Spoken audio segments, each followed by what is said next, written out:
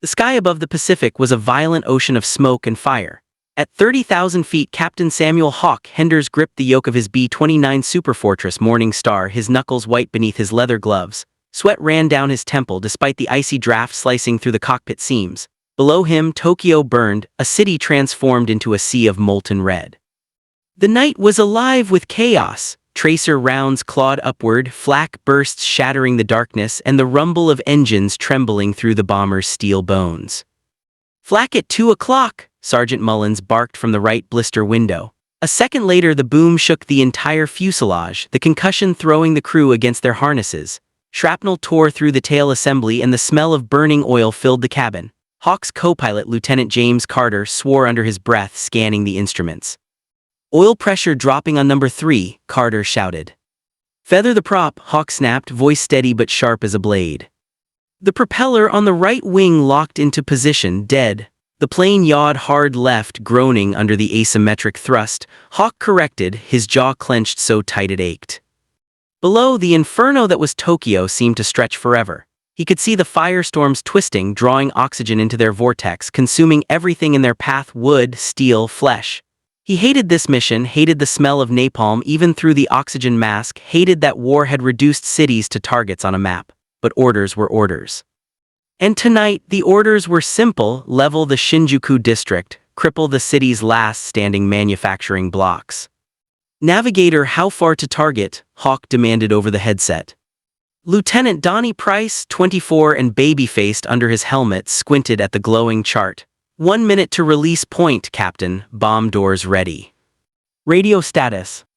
"Static, sir, we're jammed." "Tokyo's jamming the channels again," replied Sergeant Wayne Tex Harris, his Texas drawl oddly calm even as the sky exploded outside. "Tell the boys to hang tight," Hawk muttered, checking his altimeter. "We're not done yet." A sudden flash of white lit up the horizon. Another superfortress had taken a direct hit. Hawk's stomach twisted as the bomber spiraled downward, trailing fire. He could see its crew bailing out, tiny black dots against the burning city. Parachutes blossomed, but one ignited midair. He didn't look away. You never looked away. "Jesus," Carter whispered, "that was Eagle's Nest." "Focus on your instruments," Hawk ordered quietly. "They did their job, we'll do ours." He forced himself to keep flying straight through the turbulence of anti-aircraft fire. The B-29 was a fortress, yes, but even fortresses cracked. And out here, above an enemy that wanted every American dead, bravery wasn't about fearlessness. It was about staying in your seat when every part of you screamed to turn back. "Bomb bay doors open," Donnie called, flipping the lever. The wind howled through the cabin. "Ready to release on my mark." The bombardier, Sergeant Leo Vargas, leaned over the Norden bomb site, his voice shaking with focus. "Steady, steady, mark. Bombs away." The Morning Star jolted as 5 tons of incendiary canisters dropped free. The bomber rose slightly, lighter now, freer. Hawk banked left, guiding them away from the inferno below. The crew watched in grim silence as the fire spread in seconds, merging with the burning lines already scarring the city. Tokyo was dying. "Let's head home," Hawk said finally, his voice low. But home was 3,600 miles away, Saipan, their island base in the Marianas. And between here and there lay a lot of sky where things could go very wrong. The engines droned on as they climbed back into the night. For a moment, the chaos faded, replaced by eerie calm. Then the intercom crackled. "Captain Tail Gunner reporting, we've got movement fast low coming up behind us." "Zeros?" Hawk asked instantly. "2 of them, sir, they're climbing hard." Hawk swore. The Japanese fighters had been nearly useless at high altitude, but the B-29's descent during the bomb run had brought them into reach. "Tell them to hang tight back there, gunners," eyes sharp. Twin streams of tracer fire lit up the darkness. The Morning Star shuddered as rounds tore through the rear fuselage. "Tail gun hit." "I got one," yelled Corporal Jensen, the tail gunner, his voice triumphant through static. "Where's the other?" Hawk asked. Before anyone could answer, another burst of cannon fire ripped through the side window near Tex's station, shattering glass and instruments. Tex dropped, clutching his shoulder. Blood sprayed across the console. "Tex is hit," Carter shouted. "Get a tourniquet on him, Mullins, cover that hole," Hawk barked, pushing the throttle. we're not dying over Tokyo, not tonight. The remaining Zero darted past their flank, looping for another run. Hawk's pulse hammered. Donnie, give me bearing to nearest cloud cover. Southwest 10 degrees. Hang on. The bomber tilted sharply, engines roaring, every rivet screaming in protest. The crew held on for dear life as the morning star dove toward the clouds. The Zero followed, persistent, vengeful. Jensen's guns opened again. He's on fire, oh hell, he's still flying. The Japanese pilot, perhaps desperate or suicidal, rammed forward, trying to clip their tail. Hawk jerked the yoke, the B-29 barely clearing the collision. The enemy plane whizzed past, spiraling wildly before bursting into flame. Scratch too, Carter muttered, panting. The adrenaline faded, replaced by silence broken only by Tex's ragged breathing. Hawk risked a glance back. Tex's uniform was soaked crimson, but he was conscious, eyes glassy. You hold on, Tex, Hawk said through the intercom, softer now. You're not dying here. Tex forced a weak grin. Wouldn't dream of it, Cap. The crew chuckled faintly, the laughter brittle but real. That was the thing about bomber crews, humor kept you alive. Hours later, as dawn bled across the Pacific, the Morning Star limped homeward, one engine dead, one wounded man, fuel dangerously low. Saipan's coastline shimmered faintly ahead, salvation and exhaustion intertwined. When they landed, medics swarmed Tex instantly. Hawk sat still in his seat for a full minute, staring at the rising sun. He could still smell the smoke from Tokyo, still hear the screams in his head. That night, after the debriefing, the crew sat in their makeshift barracks.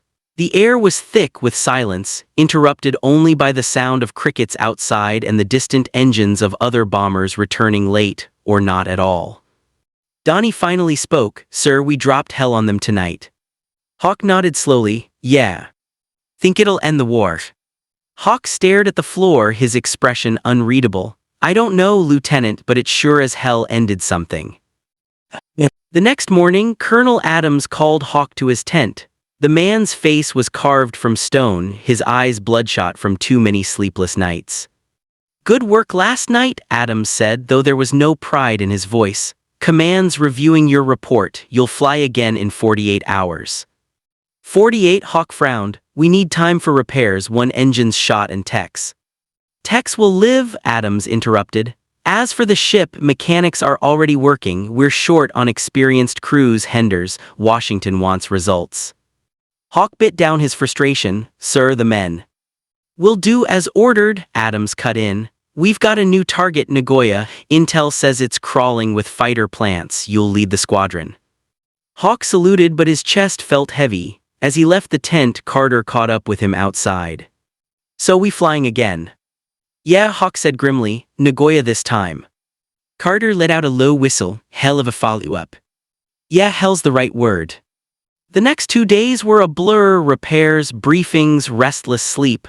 Tex survived surgery but was grounded indefinitely. His bunk stayed empty, a silent reminder of what the air could take. On the morning of the Nagoya mission, a new radio operator joined their crew. Private Eddie Kane, barely 19, fresh from Kansas and grinning like he'd won a ticket to the stars. Glad to be here, Captain, he said eagerly as they boarded the bomber. Hawk studied him for a moment. You'll be fine, son, just keep your head down and listen. Yes, sir. When the engines roared to life, the vibration traveled through every bone in Hawk's body. He checked each crew position one by one. Everything felt right, but his gut whispered otherwise. The takeoff was smooth, the ascent routine, but as the island disappeared behind them, the clouds ahead darkened like bruises. The Pacific was restless and Hawk didn't trust the calm. Navigator, he called. Course steady. Affirmative, Donnie replied. Crosswinds at 12 knots, no major shifts. Good, keep it that way. Hours passed in uneasy quiet, then the intercom crackled. Captain, I'm getting weird interference again, Eddie said, like someone's broadcasting gibberish in Japanese. Enemy radar, Carter guessed. Could be or a lure, Hawk said. Keep monitoring. As they neared the target zone, flak began to thicken, not like Tokyo, worse. Nagoya was ready. The sky erupted in black bursts, one after another. Jesus, Mullins shouted. Feels like they're throwing the whole damn sky at us. Hold steady, Hawk ordered. A shell exploded just beneath them, rocking the bomber violently. Panels flew loose, oxygen masks dropped. Carter grabbed his yoke. Left engines hit, fuel leak. Seal it off, Hawk yelled, fighting to keep control. Then came the sound every airman feared most, a high-pitched whine growing louder. Fighter incoming, Jensen screamed. The Zero streaked past in a blur, guns blazing, bullets punched holes across the fuselage. Eddie ducked as sparks flew over his head. I'm hit, Vargas shouted from the nose compartment. I can't. Static swallowed his words. Bombardier down, Carter cried. Hawk's throat tightened. Carter, take bomb control. Donnie, get me visual on that bastard. The second fighter looped around, coming from the sun. Hawk banked sharply, dropping altitude. The bomber groaned. Come on, baby, hold together. Jensen opened fire again, tracers lighting up the dawn. One of his rounds caught the Zero's wing, sending it spiraling into the bay. Got him. But there was no relief. Another explosion rocked the tail, direct hit. Warning lights flared across the control panel. Hydraulics failing, Carter yelled. Navigator, near a safe drop zone. Donnie hesitated, scanning maps. If we can make it 50 miles south, there's an emergency strip on Iwo Jima, but it's barely finished. Barely's better than dead, Hawk gritted his teeth. Change course, all hands brace. Smoke filled the cockpit. The ocean glittered below, mocking them with its calmness. Hawk's arms ached from holding the yoke steady. Every alarm screamed, every system blinked red. Captain, we're losing altitude. I know. Should we bail? Not yet, Hawk barked, not until I say. The plane sank lower, skimming clouds. The Pacific stretched endlessly below, a dark mirror waiting to swallow them whole. Then faint on the horizon, land. Iwo Jima in sight, Donnie shouted. Tell the boys to hang on, we're bringing her home. But even as the runway came into view, Hawk knew they weren't safe. The hydraulic pressure was gone, the landing gear half deployed. Brace for impact. The Morning Star hit the ground hard, bouncing once, twice before skidding across the dirt strip. Metal screamed, the right wing tore away, flames erupted along the fuselage. Hawk ripped off his harness, dragging Eddie out of the wreckage. Carter was already pulling Vargas, unconscious but breathing. They stumbled into the sand, coughing just as the bomber exploded behind them. The shockwave knocked Hawk flat. He looked up at the burning ruin, their home in the sky reduced to ashes. Everyone out, he gasped. Carter nodded, bruised and bleeding. We made it.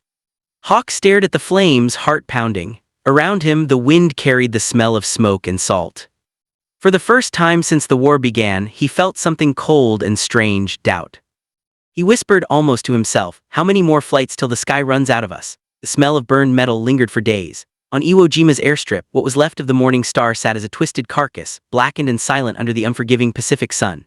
Captain Samuel Hawk Henders stood near the wreckage, hands in his flight jacket pockets, his face unreadable. Around him, Marines were fortifying bunkers, bulldozers rumbling across scorched volcanic soil.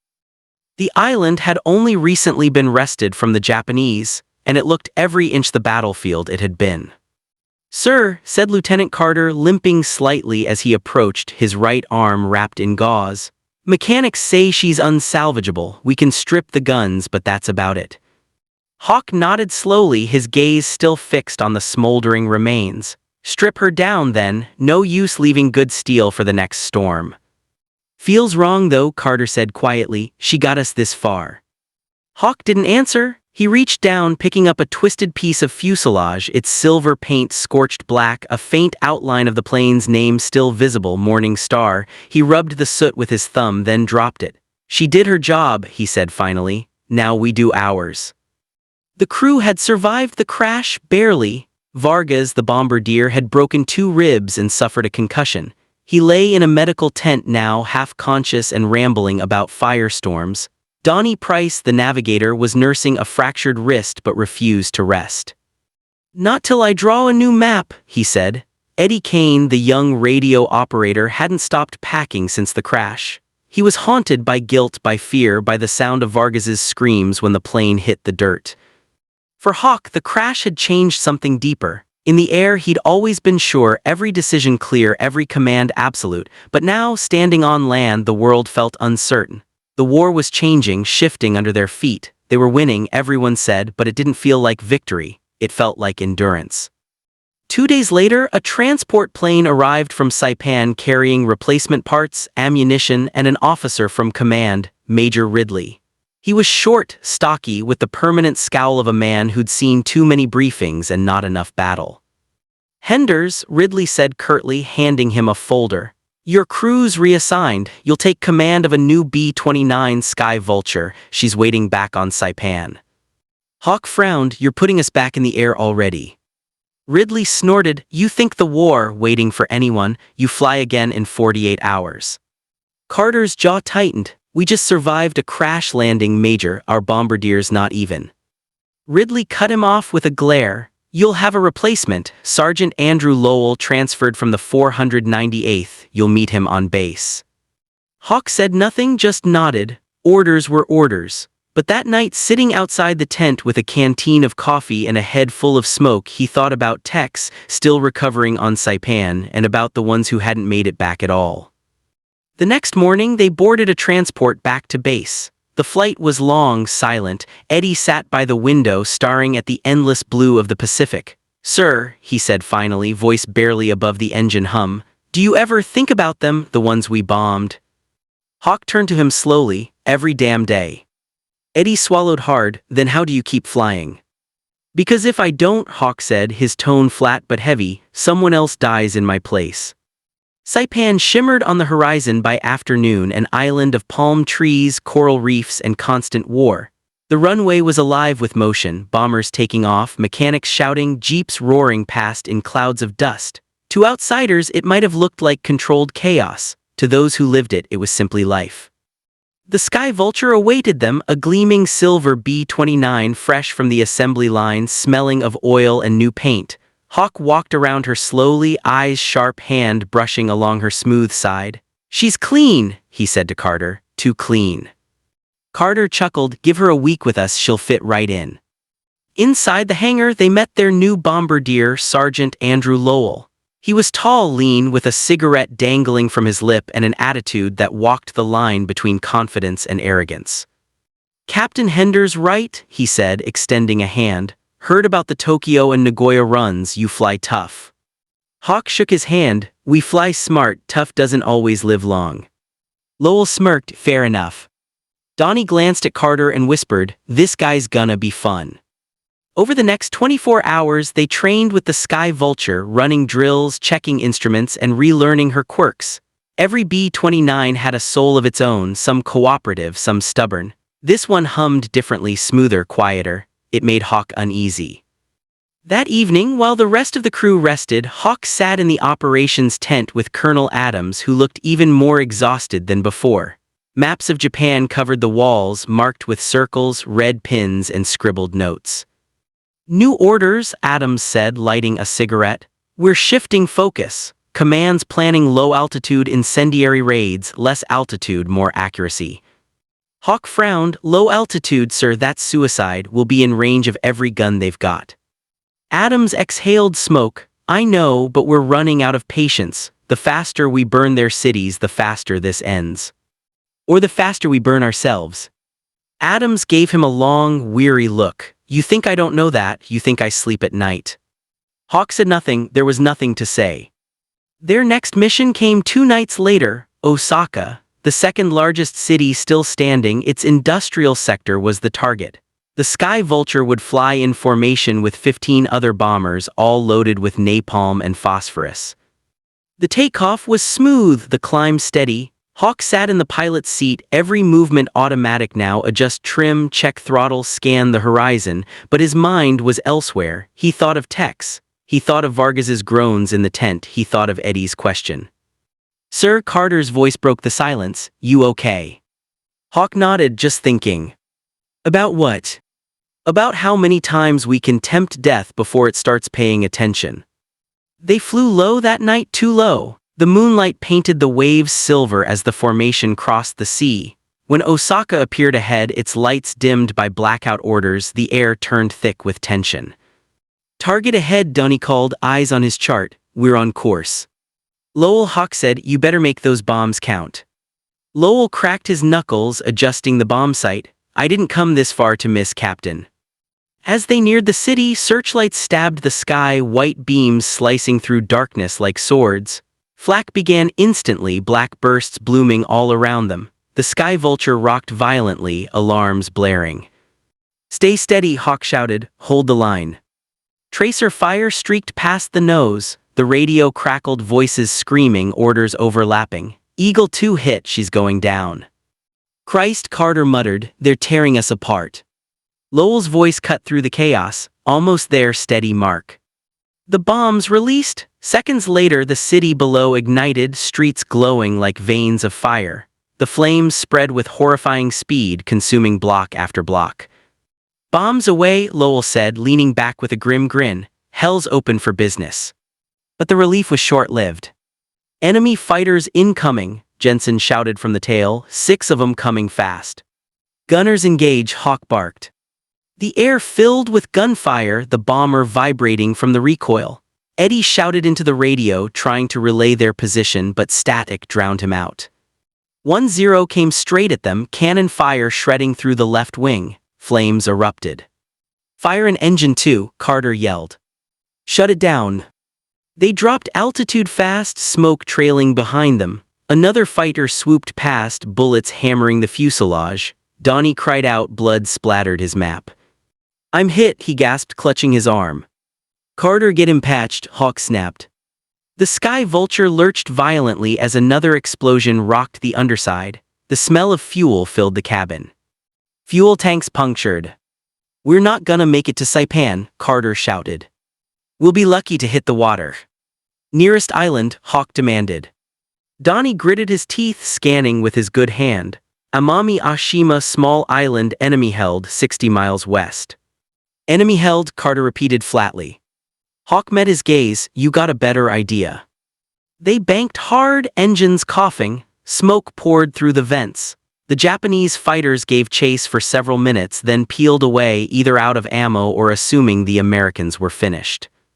The bomber was dying. Every groan, every sputter told the crew that the sky would not hold them much longer.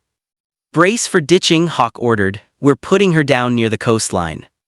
The island rose ahead, dark jungle and rocky shores. The sky vulture came in low, too fast, too heavy. Hawk fought the yoke with both hands, sweat stinging his eyes. Hold on. The landing gear caught a sand ridge, sending the bomber spinning sideways. The world became a blur of fire, dirt, and metal. When it stopped, the silence was deafening. Hawk's head rang, blood trickled from his brow. He looked around, Carter groaned beside him, dazed but alive. Roll call, Hawk shouted hoarsely. Here, Eddie coughed, radio's fried. Lowell. I'm here, arms busted. Jensen. No reply. Jensen, report.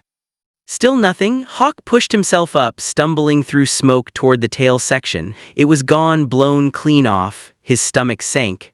The jungle beyond flickered with embers from the crash. God, Carter whispered, limping up beside him. He didn't stand a chance. Hawk said nothing. He just closed his eyes for a moment, then turned back. Grab what you can, supplies, weapons, first aid. We move before sunrise. Sir, Donnie said weakly, where are we going? Anywhere that's not here.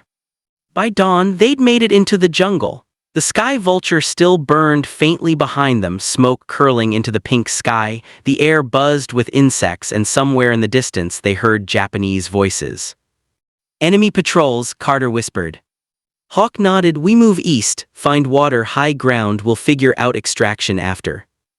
Hours passed in suffocating heat. The jungle was thick, the ground uneven. Eddie stumbled often, nerves fraying. We're dead, aren't we? He said finally, voice cracking. No, Hawk said firmly. We're alive. That's the difference between soldiers and ghosts. Soldiers keep walking.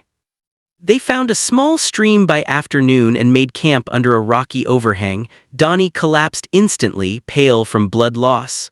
Lowell wrapped his arm in a sling, wincing. Carter checked their rations, half a day's worth. Not much, he said. Make it last, Hawk replied. We'll need strength when the Japanese find us. That night the forest was alive with sound, frogs croaking, branches shifting, distant shouts in Japanese. The crew huddled close, rifles ready. Sir, Eddie whispered, what if they don't come for us? Hawk stared into the darkness, then we make them. A pause, then Lowell muttered, you ever think about quitting, Captain? Hawk gave a short, humorless laugh. Every day, then I remember quitting means someone else gets shot in the back. They sat in silence after that, listening to the jungle breathe. Somewhere far away, a flare rose into the night sky, red, then gone, a signal. Carter frowned, you think that's for us? Hawk's eyes narrowed, or for them. In the dark, the line between rescue and trap blurred completely. He tightened his grip on his rifle and whispered almost to himself, we fly the sky, now we fight the ground.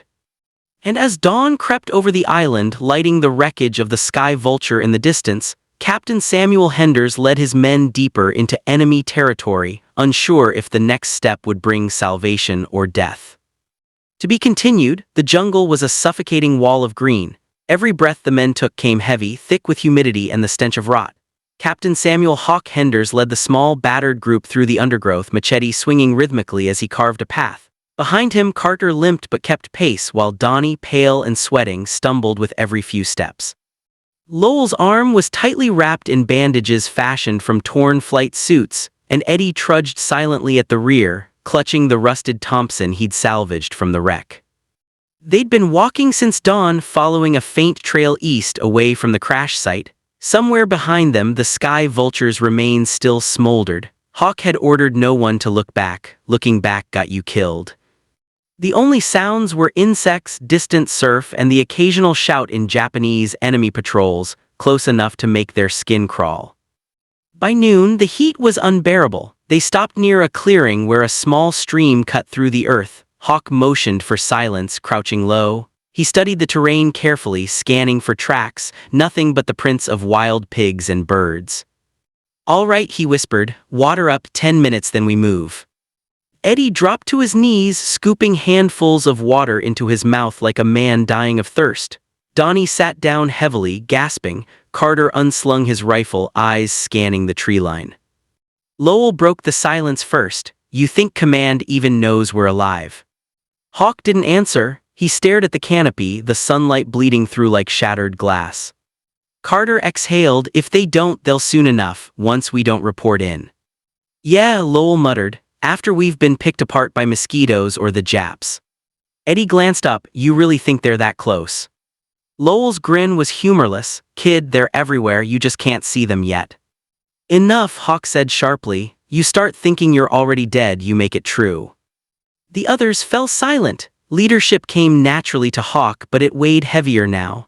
Out here, far from the base, far from orders and radios, leadership wasn't about rank, it was about survival. When they moved again, the jungle grew denser. The ground turned muddy, sucking at their boots. Birds scattered at their passing, and once they froze at the sound of movement ahead, but it was only a wild boar, startled and gone in an instant. By evening, they reached a rocky incline overlooking the coast.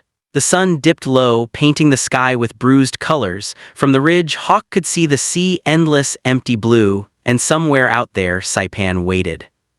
Looks like about 8, maybe 10 miles to the beach, Donnie said quietly, peering through his binoculars. But the coastline's crawling with something, see that smoke, could be a village, could be a garrison. Hawk squinted, the thin plumes of smoke rose straight into the sky-controlled, deliberate patrol base, he guessed. They'll have radios. Carter frowned, you thinking of going down there? I'm thinking, Hawk said slowly, that if we're ever gonna call for help, that's where we do it. Lowell let out a short, dry laugh. So we just stroll into an enemy base and ask to borrow their radio. Hawk shot him a look. No, we wait, we find out how many there are, how they move when they sleep, then we move in fast, quiet and gone before sunrise. Eddie swallowed, and if we get caught? Hawk didn't blink, then we don't. They made camp on the ridge that night, concealed under a canopy of branches. No fire, just cold rations and the low murmur of whispered plans. Donnie dozed off first, still pale. Lowell cleaned his pistol in the dark, muttering softly to himself. Carter sat beside Hawk, eyes on the stars peeking through the canopy. You ever think we'll actually see home again? Carter asked. Every day, Hawk said, his voice low, that's why I keep walking. You're one stubborn bastard, you know that. Yeah, Hawk said, half smiling, it's what keeps us breathing. Sometime past midnight they heard movement. Hawk's eyes snapped open instantly. A faint rustle, then low voices, Japanese, close. He gestured sharply, silence. The men froze, hands on their weapons. The voices passed within yards, flashlights cutting through the darkness. Hawk could see their silhouettes, 4 soldiers, rifles slung, laughing softly as they walked. A routine patrol. When they disappeared down the path, Hawk exhaled slowly. They're patrolling the ridgeline, means they know something came down nearby. Lowell whispered, so what's the plan, boss? We follow them back, Hawk said, find their camp. Carter nodded, and then what? Then Hawk said grimly, we take their radio.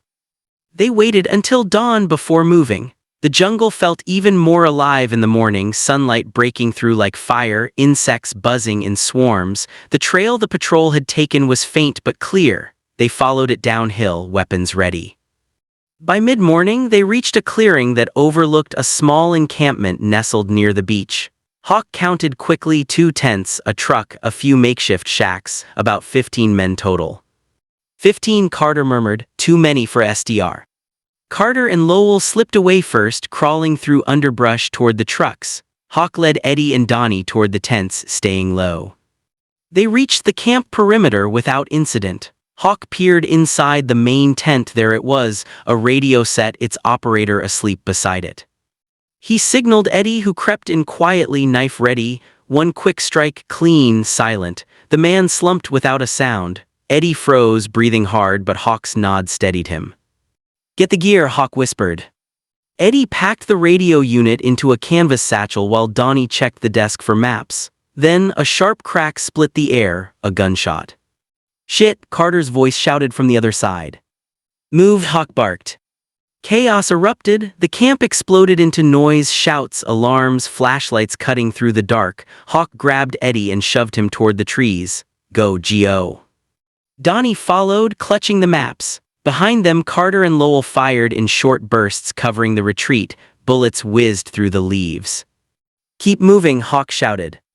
They ran blind through the jungle, branches tearing at their clothes. Behind them, Japanese soldiers yelled and gave chase. The night became a blur of light and motion, gunfire, shouting, the pounding of boots. When they finally stopped, miles later, the world was silent again. Eddie collapsed, gasping, we made it. For now, Carter said, bending over, panting, lost them in the jungle. Lowell grimaced, checking his rifle, damn it, I think they tagged me. Blood seeped through his shoulder bandage, dark and sticky. Hawk crouched, checking him quickly, it's not deep, you'll live. Donnie sat against a tree, clutching the satchel with the radio, please tell me this thing works. Hawk opened it carefully, the radio was battered but intact, if it still has power maybe. Eddie fumbled with the dials, his fingers trembling. Static filled the air. Come on. Nothing but static, then faintly a voice crackled through. U.S. Air Command, this is, repeat, identify, over. Eddie's eyes widened, they're there, I can hear them. Answer, Hawk ordered. He grabbed the mic, voice steady despite the pounding in his chest. This is Captain Samuel Henders, U.S. Army Air Forces B-29 Sky Vulture. We're down on Amami Oshima, enemy territory. Request immediate extraction, over. Static. Then copy Henders, confirm location, over.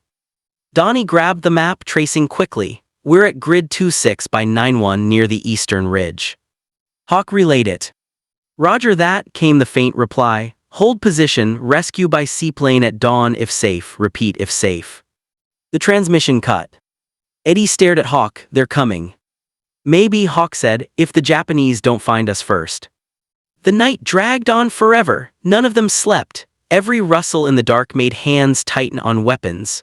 Donnie drifted in and out, mumbling in feverish half-dreams. Lowell's wound worsened, his breathing ragged. At dawn, faint engine noise reached them, low and distant. Hawk moved to the edge of the ridge and froze. Over the water, a small U.S. seaplane skimmed toward the coast. Hope surged through him, then died instantly. Japanese soldiers were already there, lined along the beach with machine guns ready. They're waiting, Carter said bitterly. Hawk's mind raced. If the plane landed, it'd be shredded. If they didn't warn it off, those pilots would die for nothing. Radio, he ordered. Eddie hesitated. Sir, if we transmit, they'll triangulate our position. They already know we're close, Hawk said. Do it. Eddie tuned the frequency. Rescue plane, abort landing, enemy presence on beach, repeat, abort. The seaplane wobbled, banking sharply, but the moment of transmission had given them away. Gunfire erupted from below, bullets tore through the trees, bark exploding around them. Down, Hawk shouted. They scattered for cover. Lowell screamed as a bullet hit his leg. Carter returned fire, short, controlled bursts. We can't hold here, he shouted. Move north, Hawk yelled. Go. They ran uphill, stumbling through vines and roots. The jungle seemed alive with gunfire. Eddie tripped, fell, but Carter yanked him up. Behind them, Lowell crawled, blood streaming down his leg. Leave me, he gasped. I'll slow you down. Not a damn chance, Hawk growled, hauling him up by the collar. You're walking if I have to drag you. They broke through a clearing at the top of the ridge, panting, desperate. Ahead, the ocean glittered. Then a roar. The seaplane had circled back. It swooped low over the beach, guns blazing, scattering the Japanese troops. They came back, Eddie said, eyes wide. The plane dropped a smoke canister inland, a signal, extraction point. Down there, Hawk pointed. Let's move. They slid down the rocky slope, half running, half falling. Gunfire echoed behind them. Lowell stumbled, crying out, but kept moving. At the bottom, the seaplane skimmed toward shore, its propellers whipping up spray. The door opened, a crewman waving frantically. Come on, Carter shouted. Eddie reached the water first, diving in, kicking hard. Donnie followed, then Lowell, clutching his wounded leg. Hawk and Carter covered them, firing back at the tree line. Go, go, go, Hawk yelled.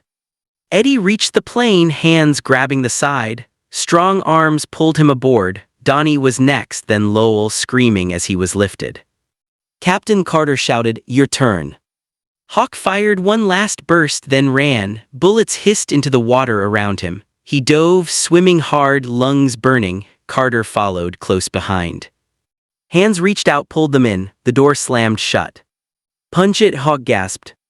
The engines roared. The plane lurched forward, skimming the waves, rising slowly into the sky. Below, the beach disappeared beneath smoke and fire. Inside, the crew collapsed, gasping, soaked, and shaking. For a moment, no one spoke. Then Eddie started to laugh, high, breathless, half-crazed laughter. We did it, we actually did it. Hawk sat back, breathing hard, staring out the window as the island faded beneath them. His hands trembled slightly, though he didn't notice. Carter turned to him. Sir, you okay? Hawk nodded slowly. Yeah. He looked down at his reflection in the window, his eyes hollow, his face streaked with soot. We're alive. Carter smiled faintly. For now. Hawk didn't answer. Outside, the ocean stretched endless and calm again, hiding everything they'd left behind. And somewhere deep inside, he knew this wasn't over. The war wasn't done with them yet. To be continued, the seaplane's engines droned steadily over the Pacific, a dull vibration that thudded in every survivor's bones. Inside the cramped cabin, the air stank of saltwater, gun oil, and blood. Nobody spoke for a long time. Exhaustion pressed down like a physical weight. Hawk sat near the rear bulkhead, still gripping his rifle. Staring at the streaks of sunlight that cut across the metal walls, he could feel the thrum of the engine through his boots, a reassuring heartbeat reminding him they were still alive. Eddie slumped in the seat opposite him, pale and shaking, eyes red from tears he refused to let fall. Carter was busy reloading his sidearm, methodically checking each bullet, not because he expected to use it, but because routine kept him sane. Donnie sat hunched over, clutching the satchel that held the radio as if it were a holy relic. Lowell lay stretched across the floor, his wounded leg crudely bandaged, his breath shallow but steady. The crewman who'd pulled them aboard finally broke the silence. You boys picked a hell of a vacation spot. No one laughed. Hawk's voice came low, hoarse. Where's our destination? USS Peleliu, the man said, adjusting the throttle. Marine carrier, 3 hours out. You'll be safe there, Captain. Hawk nodded once, though his gut twisted. Safe didn't exist anymore, not after the crash. Not after seeing men he'd trained, flown with, burned alive in their wreckage. The jungle had stripped away whatever illusions of safety war had left him. 2 hours later the horizon broke, a gray speck growing into the hulking silhouette of a carrier ship. The seaplane circled once, then descended onto the rolling water beside it. Deckhands scrambled to haul the survivors aboard. As Hawk's boots hit the deck, the world tilted again. The noise, the smell of fuel and steel, the endless shouting, it was civilization, but it felt alien. A Navy medic rushed up, "Get the wounded to the infirmary." Lowell was whisked away, protesting weakly. Donnie followed, still gripping the satchel. Eddie stood frozen, staring out at the open sea. Hawk caught his shoulder. "You're okay, soldier." Eddie blinked hard. "I thought we'd die there, sir." "We didn't," Hawk said. "That's what matters." They were taken below deck. The fluorescent lights were blinding after the jungle's dim green haze. In the infirmary, antiseptic stung their noses, a clean, sterile contrast to the chaos they'd crawled out of. A Navy commander entered, clipboard in hand. "Captain Samuel Henders, correct?" Hawk stood at attention despite the exhaustion. "Yes, sir." "Report says your B-29 went down near Amami Ashima. You're damn lucky. That whole area's crawling with Imperial patrols." "Luck didn't have much to do with it, sir," Hawk said quietly. The commander studied him for a long moment, then nodded. "We'll debrief you after you've had some rest. Your crew's being treated. You did well bringing them back alive." Hawk saluted, though the words barely registered. As soon as the commander left, he sat on the narrow cot, elbows on his knees. His hands trembled, not from fear, but from release. For days, survival had been a switch stuck in the on position. Now, with safety finally around him, his body didn't know what to do with it. Carter entered a few minutes later, bandaged arm and tired grin. "Doctors say I'll live. Guess I'm too stubborn to die." Hawk gave a faint smile. "You and me both." They sat in silence for a while, listening to the hum of the ship. "You think they'll send us home now?" Carter asked. Hawk looked at him. "No, not yet. They don't waste survivors, they recycle them." Hell of a way to put it. It's the truth. The debrief came that night. Hawk sat in a steel room with 2 intelligence officers and a map sprawled across the table. They asked for every detail: flight path, enemy positions, radio codes, the crash. Hawk answered mechanically, his voice flat. When they asked how many of his crew didn't make it, he hesitated for the first time. 6 confirmed dead, he said finally. 2 missing. "Missing?" one officer pressed. "Yes, sir, navigator and tail gunner. When the plane went down, I saw their chutes deploy, but we didn't find them." The officer made a note. Japanese could have captured them. Hawk's jaw tightened. "If they did, they won't stay silent for long." "Understood." After the session, Hawk walked alone to the upper deck. The night air was cold, sharp, almost shocking after the tropical humidity. Waves broke softly against the hull. For the first time since the crash, he allowed himself to breathe, really breathe. He thought of his wife back home, Sarah, and the letter she'd sent before the mission.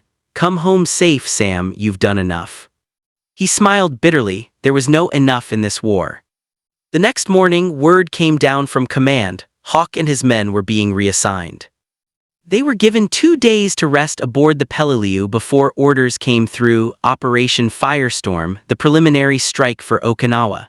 The brass wanted every surviving crewman from downed flights who could still hold a rifle. When Hawk read the orders, his blood ran cold. "They're sending us back in." Carter grinned grimly. "Guess they didn't get the memo. We just barely got out of hell." Donnie, sitting on the bunk nearby, muttered, "Maybe they think we're good luck charms." Lowell, pale but conscious, added, "Or expendable, take your pick." Hawk folded the paper slowly. "We'll do what we always do, we adapt." The day they shipped out again, the ocean was calm but the air heavy. The mood aboard was different now, quieter, more focused. These weren't the wide-eyed recruits who'd left California months ago. Every man on that deck had looked death in the eye. Hawk's new assignment placed them as forward scouts attached to a Marine recon battalion. Their task: advance inland, mark artillery coordinates, survive long enough to call them in. The landing at Okinawa was chaos. Waves of men, tanks, and landing craft slammed into the beaches under constant artillery fire. Smoke choked the air. The noise was deafening, a metallic, thunderous roar that seemed to swallow thought itself. "Move!" Hawk shouted over the din, dragging Eddie behind cover. Explosions ripped the sand to glass.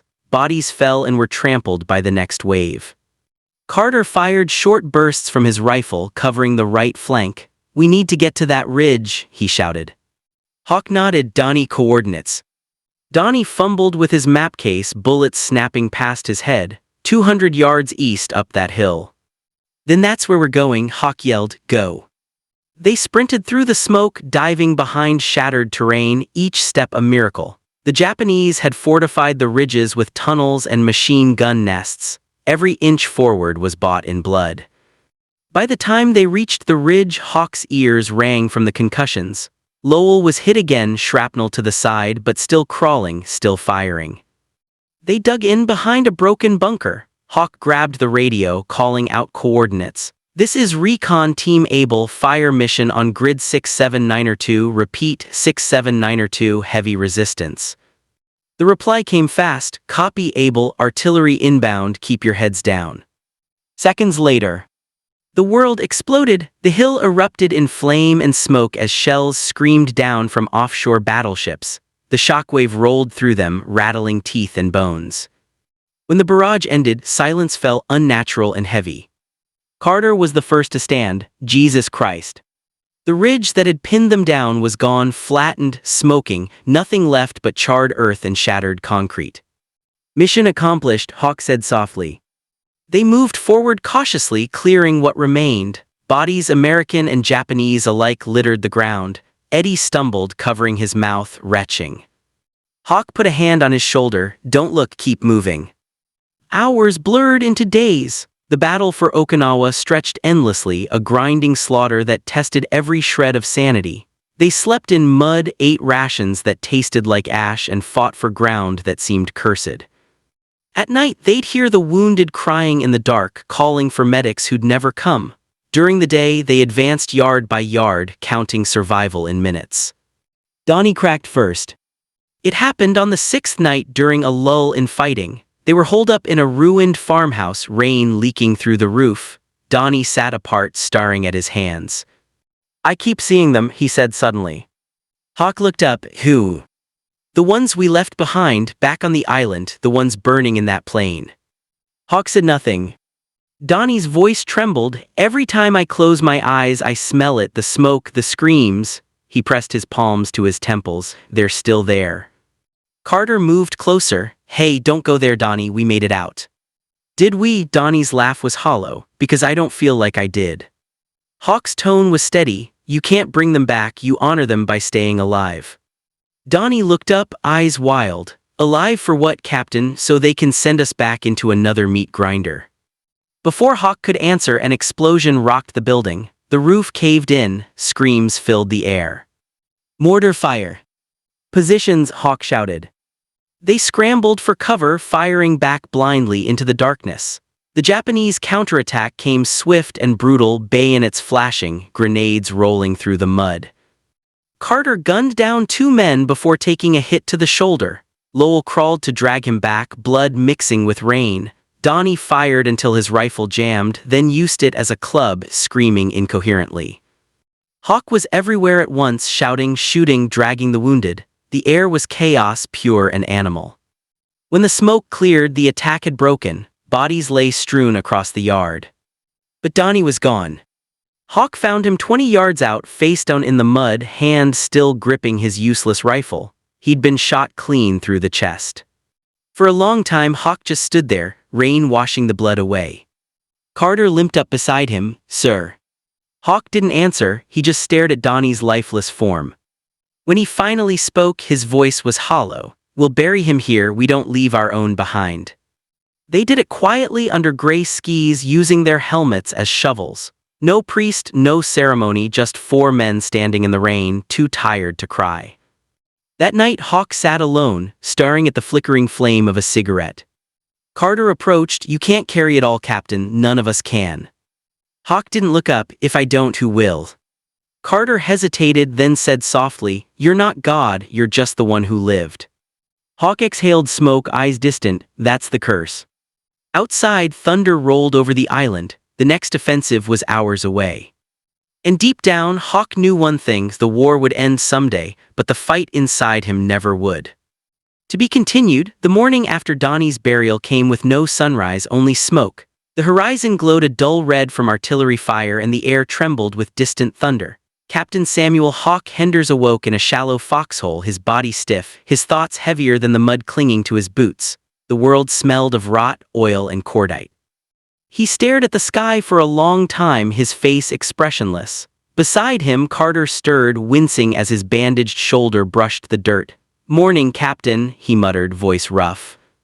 Hawk grunted in response, pushing himself up. He scanned the perimeter. Their unit was smaller now, reduced to half strength. Lowell was propped against a broken tree trunk, dozing fitfully, his wounded leg stretched out.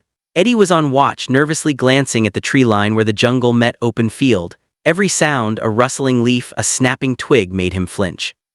The quiet between bombardments was never peace, it was suspense. Carter noticed Hawk's distant stare. "You didn't sleep again, did you?" "Sleep's for when it's over," Hawk replied, his voice flat. Carter gave a dry chuckle. "At this rate, we'll rest in heaven or hell, whichever's less crowded." Before Hawk could answer, Eddie called softly from his post, "Captain, movement 9 o'clock." Hawk instantly grabbed his rifle, scanning the field through his scope. For a tense moment, nothing moved. Then he saw them, two figures crawling through the grass, uniforms torn, weapons slung across their backs. American. "Hold fire," Hawk said quickly, "that's friendly."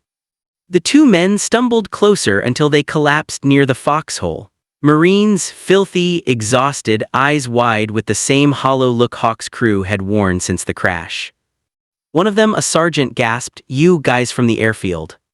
"B-29 Recon," Hawk replied, "what's left of us?" The sergeant nodded weakly. "We're from 3rd Battalion, lost our platoon last night. They're closing in from the south, hundreds of m. If you're staying here, you won't make it to dusk."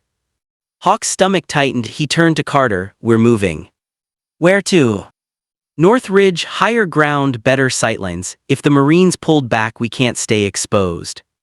Within minutes, they packed what little they had, rations, ammo, canteens, and moved out. The mud sucked at their boots with every step and the air hummed with flies. They passed through what had been a rice paddy, now cratered and littered with helmets and broken rifles. The smell of death was everywhere.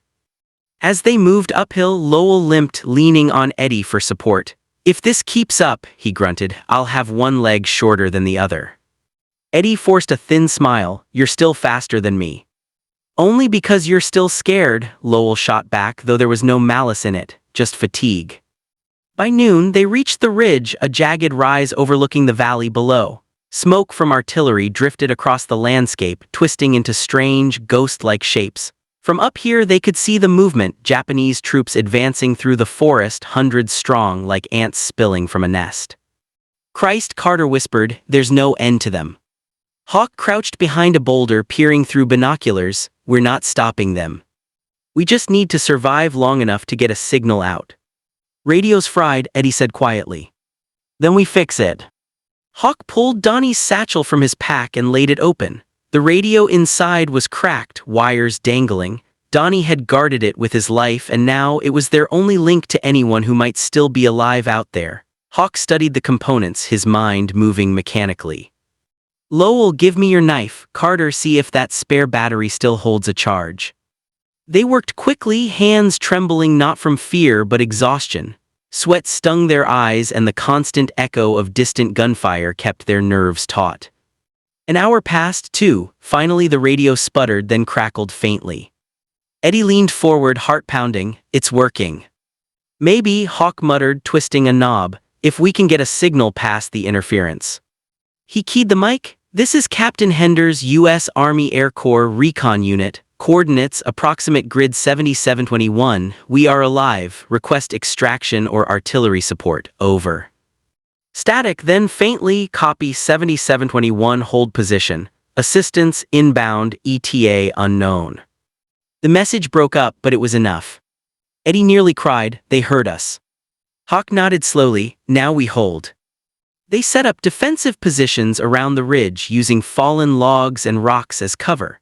Carter organized ammo. Lowell calibrated the M2 machine gun salvaged from a wrecked jeep they'd found days earlier, and Eddie kept the radio close, repeating the coordinates every half hour.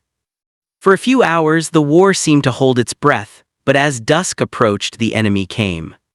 It started with faint shouts in Japanese echoing through the trees, then came the glint of bayonets, the crunch of boots on dry leaves. "They're here," Carter said, voice low. "Wait for my signal," Hawk murmured. The first wave broke from the jungle, 30, maybe 40 men charging uphill. Hawk's pulse slowed, his mind clicking into clarity. Now! Gunfire erupted. Lowell's M2 thundered, cutting through the advancing line. Bullets sparked off rocks and grenades exploded in bursts of dirt and smoke. The smell of burning gunpowder filled the air. Eddie screamed as a bullet grazed his arm, spinning him to the ground. Carter pulled him behind cover, cursing, "You're fine, keep your head down." Hawk kept firing until his barrel glowed. The first wave fell, bodies rolling down the slope, but more came. The second wave was faster, using the smoke as cover. "Reload," Lowell shouted. "Grenades," Hawk yelled back. Carter lobbed 2 over the ridge. The blast shook the ground, scattering dirt and limbs. "Captain," Eddie cried, radios lighting up again. Hawk ducked behind a boulder, snatching the mic. "Ender, this is command, hold artillery 30 seconds. "Copy that," Hawk yelled. "Danger close, repeat, danger close." He dropped the mic and shouted, "Everyone down." The world exploded. Shells screamed overhead, detonating across the hillside below. The blast wave flattened trees, tore through bodies, and left the air choking with dust. The ground trembled under their bellies as they clung to whatever cover they could find. When the barrage stopped, silence settled again, unnatural, almost mocking. Eddie lifted his head slowly. Are they gone?" Hawk rose to one knee, scanning through the haze. The valley below was a field of smoke and ruin. Nothing moved. "For now," he said. Carter let out a long, shaky breath. "Remind me never to complain about artillery again." Lowell slumped against his gun, too exhausted to joke. That was 30 seconds from hell. They held that ridge through the night, too wary to sleep. Every sound became a phantom, every shadow a potential ambush. The moon rose blood-red through the haze, turning the battlefield into something unholy. At one point, Eddie asked quietly, "Captain, do you think Donnie would have made it if he'd been here?" Hawk didn't answer for a while. "Donnie made it as far as he could, we all do. But it's never enough, is it?" "No," Hawk said softly, "it never is." By dawn, the air was eerily calm. No gunfire, no movement. The fog clung to the ground like smoke. Hawk scanned the horizon, uneasy. Something off. Then faintly they heard it, the low rumble of engines. "Planes," Carter said, squinting upward. 3 U.S. Corsairs streaked across the sky, their wings flashing in the sunlight. One dipped low and waggled its wings. Eddie jumped up, waving frantically. "We're here, we're here." The Corsairs banked and released colored smoke shells, green for friendly recognition. Within minutes, Hawk's radio crackled again. "Captain Henders, this is command. We have visual. Hold position for extraction. Repeat, hold position." Eddie laughed, half crazed from relief. "We're getting out." But Hawk didn't smile. His eyes were fixed on the tree line. "No," he said quietly, "not yet." Moments later, the jungle erupted. Hundreds of Japanese soldiers poured from the trees, bloodied, desperate, and screaming. The final counterattack. "Positions," Hawk bellowed, "this is it." The hill became an inferno of noise. Bullets tore through the air. Lowell's machine gun roared until the barrel melted red. Carter fired until his rifle clicked empty, then grabbed a fallen one. Hawk shot methodically, every round counted, every movement deliberate. He wasn't fighting to win, just to hold, to buy seconds. "Eddie, call command," he shouted. "I can't, the line's dead," Eddie cried, fumbling with the radio as bullets shredded the air around him. Lowell screamed. A bullet had torn through his thigh. Carter dragged him back, gritting his teeth. "Captain," Eddie shouted suddenly, "paratroopers incoming." Hawk looked up, silhouettes descending through the smoke, American reinforcements dropping into chaos. The Japanese line faltered, then broke. The paratroopers hit the ground firing, pushing the enemy back into the jungle. The battle dissolved into confusion, shouts, and smoke. When the gunfire finally ceased, the ridge was quiet except for the crackle of distant flames. A medic rushed to Hawk's side. "Sir, you all right?" Hawk blinked, disoriented. His ears rang. "My men. We've got them, you're safe now." Safe, that word again. He looked around, Carter slumped against a rock, bleeding but alive. Eddie sat staring blankly, hands shaking. Lowell was unconscious but breathing. Hawk stood staring at the smoke rising from the valley. He felt nothing, no triumph, no relief, just emptiness. A young paratrooper approached him, saluting nervously. "Sir, command says you're to report to the beachhead for debrief. They want to know how you held this ridge." Hawk looked at him, eyes distant. "Tell them we didn't hold it," he said. "It held us." The soldier blinked, unsure how to respond. Hawk turned away, staring out at the endless battlefield below. The war would move on as it always did. New names, new bodies, same ground. As medics loaded his men onto stretchers, Hawk lingered, gripping Donnie's radio one last time. The casing was cracked, but the switch still clicked. He pressed it to his lips and whispered, "Morning Star, Sky Vulture, anyone still listening?" Only static answered. But in that static, for a fleeting second, Hawk thought he heard a familiar voice, faint, distant, like a ghost carried on the wind. Then it was gone. He exhaled slowly, eyes lifting to the sky. Somewhere above, the B-29 still flew, silver wings glinting in the sunlight, so high that no one could touch them. "Keep flying," Hawk murmured, "as long as you can." He turned toward the waiting jeep, limping slightly as he walked away from the ridge that had almost become his grave. Behind him, the smoke rose higher, blending with the clouds, no clear line between earth and heaven, war and peace, life and memory. The Pacific roared below, endless and indifferent. And as the engines of distant bombers echoed faintly overhead, Captain Samuel Henders knew the truth that every soldier eventually learns: the war never really ends. It just moves to quieter battlefields inside the mind. The morning over Tinian broke with a bruised sky, purple clouds drifting low like smoke from a dying fire. Captain James "Hawk" Harlow barely slept. His cot creaked beneath him every time he rolled, mind churning with echoes of the previous mission. The shriek of flak, the burning right wing, and Carter's scream cut short as the fire swallowed the turret. He'd seen death before, but that one stayed with him. Carter was 19, barely old enough to shave, barely old enough to understand what war really was. At 500, the intercom crackled through the barracks. "Mission briefing in 15, all crews to command tent." The voice was flat, routine, as if it were another day at the office, not another day deciding who might not come back. Hawk swung his legs over the side of the cot, rubbing his face. Around him, the other men stirred in silence. Will Smitty Smith, the co-pill,